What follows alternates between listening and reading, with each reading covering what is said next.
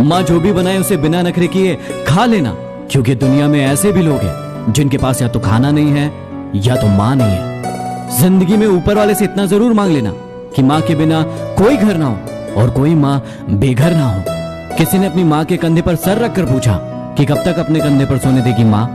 माँ ने जवाब दिया कि जब तक लोग मुझे अपने कंधे पर उठाकर न ले जाए। आपको पता है प्रेम अंधा क्यों होता है?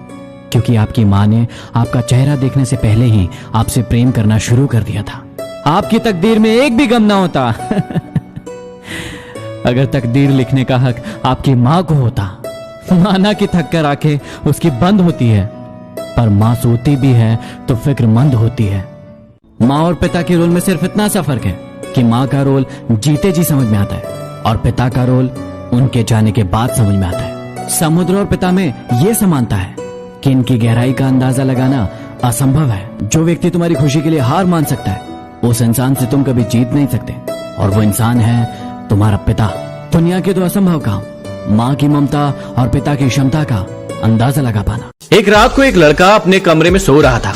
जैसे ही उसकी नींद खुली तो उसके सामने फरिश्ता खड़ा था। वो उन्हें देखकर घबरा गया और पूछने लगा कि क्या हुआ।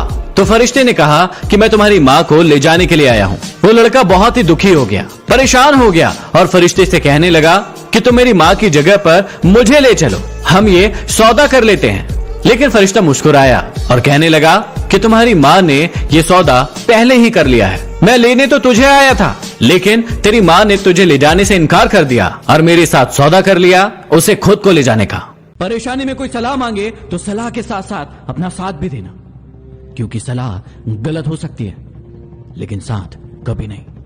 जिंदगी में दो लोगों से हमेशा दूर रहना, एक बीजी और दूसरा घमंडी, क्योंकि बीजी अपनी मर्जी से बात करेगा और घमंडी अपने मतलब से याद करेगा। अच्छी किताबें और अच्छे लोग तुरंत समझ में नहीं आते, उन्हें पढ़ना पड़ता। ये जमीन पर बैठकर क्यों आसमान देखता है?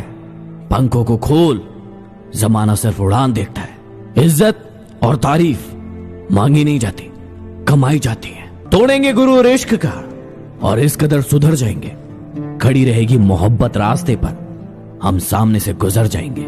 बहुत अंदर तक तबाही मचाते हैं वो आंसू जो आंखों से बाहर नहीं आ पाते।